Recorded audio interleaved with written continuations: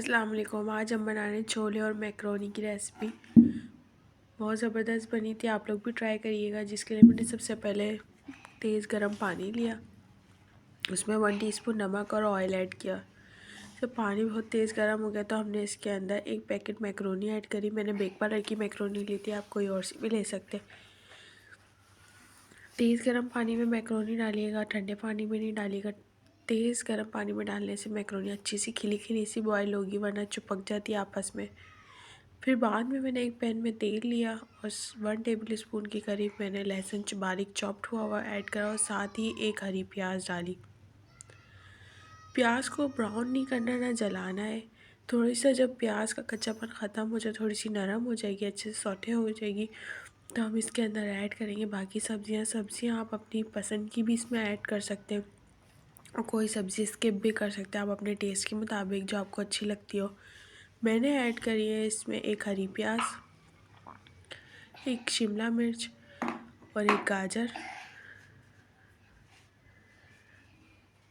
तीनों चीज़ें मैंने बारीक बारीक काटी और साथ ही मैंने एक गोभी ली थी 1 कप, वो ऐड करी। सारी सब्जियों को अच्छे से मिक्स करने के बाद हमने इसमें हॉट सॉस, सोया सॉस और विनेगर ऐड की। ये सारी चीज़ें मैंने 5 टेबल स्पून के करीब ली थी।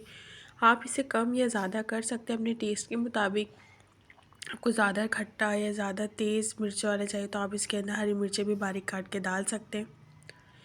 1 टीस्पून नमक मैंने इसमें डाला था। 1 टीस्पून नमक मैंने मैक्रोनी बॉईल करी थी तब डाला था, इससे ज़्यादा नहीं करिएगा वरना नमक ज़्यादा तेज़ हो जाएगा। ब्लैक पेपर ऐड करी थी 1 टीस्पून।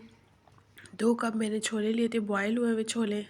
बॉयल थे इसलिए हमने इसे पकाने नहीं रखा, साथ ही हमने मुकम्मल बॉयल थे इसलिए हमने साथ ही मैक्रोनी भी डाल दी। बहुत ज़बरदस्त रेसिपी बनी थी, आप लोग भी बताएगा कि आप लोग को ये रेसिपी कैसी लगी। साथ ही मैंने केचप और मायोनीज़ ऐड करी। अगर आपके पास क्रीम अवेलेबल हो, क्रीम भी ऐड कर सकते हैं, मायोनीज़ भी ज़्यादा कर सकते हैं अगर ज़्यादा क्रीमी सा चाहिए तो। मेरा ये नॉर्मल था, ना ज़्यादा था ना कम। इसे 1 टीस्पून कुटी हुई लाल मिर्चें ऐड करी। साथ ही हमने खीरा बारीक कटा हुआ क्यूब्स में वो डाला। अब मैंने इसकी फ्लेम ऑफ कर दी थी, लेकिन लास्ट में मुझे ऐसा लगा थोड़ी सी स्पाइस कम है तो मैंने इसमें सॉस ऐड कर दी थी। मैक्रोनी तैयार है। वीडियो अच्छी लगी तो लाइक करें, शेयर करें, कमेंट में ज़रूर बताइएगा आपको ये रेसिपी कैसी लगी।